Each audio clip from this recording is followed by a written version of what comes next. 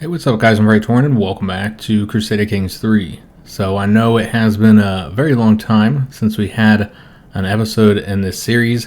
I meant to finish it up before we went on vacation back in June. I figured it'd probably take around 25 episodes to get us to where I wanted to end at, but wasn't able to get that done before we started vacation, and then I intended to start the series again when we got back, but I ended up getting too busy with other series as well as with some real life issues.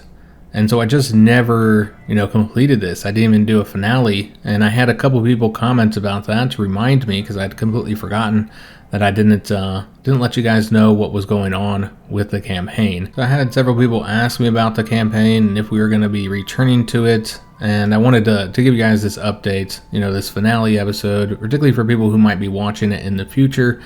Just let you guys know that we will not be completing the campaign. We will be ending it here. I think it's been far too long since the last episode to pick this back up. I don't even recall what was going on or any of the characters, and I would also be surprised if there is much interest in another episode at this point. There's a few people, obviously, because I had people ask about it, but it wasn't the most popular series to begin with, and after this many months, I would just assume that not many people would be returning to the next episode. It is unfortunate because I was enjoying this campaign, and like I said, I felt like it wasn't quite wrapped up. We probably wouldn't have played much longer. There's a few things I wanted to do before we ended it. First of all, I wanted to do at least one more war against the Byzantine Empire, but more importantly, I really wanted to see what happens when our character here dies, the brilliant. 64 years old, so it probably would be soon, though he is quite healthy, so he could live well into his 70s or even 80s. But I wouldn't be surprised if we had like a massive succession crisis, a civil war that would break out, particularly with all of his sons having very high positions. In addition to our other sons here, we have a lot of other very powerful vassals. And so I think it would have been very difficult for our son to keep control of all his territory. There would have been a big old civil war that just would have been fun to fight out and to see if he could have kept the empire together, if it would have all collapsed under its own weight. Also, I wanted to play as him for at least a couple episodes because he's got some very interesting character traits here, and he's very intrigue focused, and I don't know that we've had an intrigue focused character in this playthrough. But I think it would be fun and certainly entertaining to see what happened once he took over, seeing if we could maintain control. Again, I know that there would certainly be a rebellion, but I think we would try and rule through dread, which he already is sitting at 70. So he might be able to intimidate many of his vassals and some of his rival siblings from rebelling. In combination with the dread, we could have tried to use assassinations, kidnappings, and other plots to try and keep control, in addition to just the traditional methods of marriage and alliances, and just seeing if we could reduce the number of rebels that went against us. Might have been enough. Our current emperor here is pretty powerful with 31,000. So all of those factors combined with perhaps some outside alliances might have been enough for us to maintain control of the empire. Hard to say. I think we could have done it though.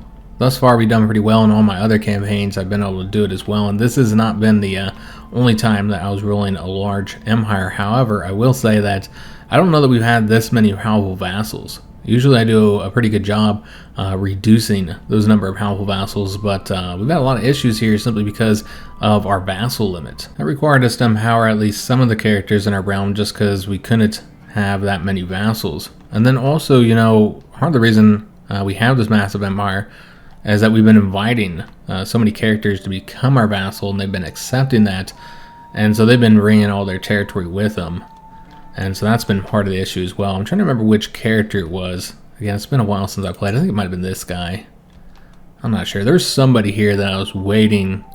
I feel like it is this realm that I was waiting because he was so powerful. But I eventually brought him in, I think maybe to create a kingdom title. I don't really recall, guys. It's been several months since then, so my memory is a little hazy on what exactly happened. And that's the main reason why we're not going to be continuing this, is since I don't really remember everything that was happening and all our characters and all our sons.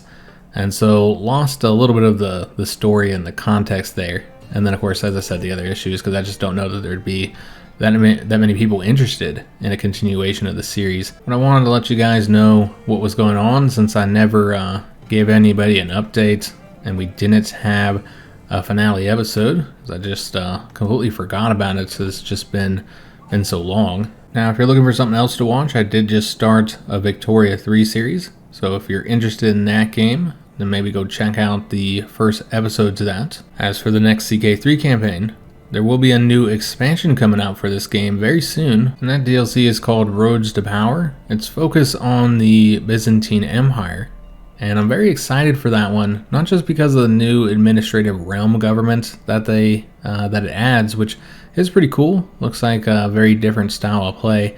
I think the thing I'm most excited for, and this is probably the case with many of you as well, is the landless adventures. This is a feature that I badly wanted in CK2, but unfortunately we never got it. You just had the AI landless adventures. I think that was something to do with the Norse.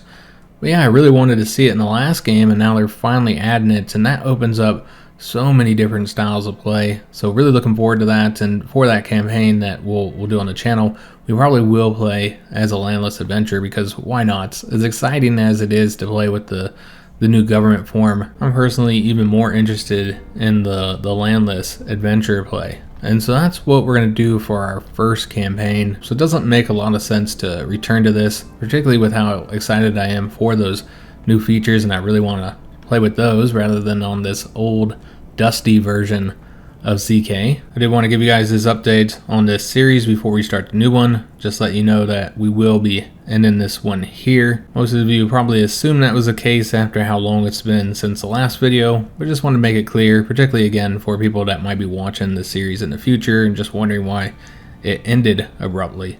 But I do hope to see you guys on that next series when it starts. Remember, we do have that Victoria 3 campaign that just started, so consider checking that out if you're into Victoria 3 and you want to see all the changes that have been brought in the many patches since the last time I played Vicky 3, which was quite a while ago, as well as the new expansion that came out in June, Sphere of Influence. This is our first campaign with that DLC. So I hope to see you guys on another episode, whether it's Vicky 3 or the next CK3 campaign, and thanks for watching.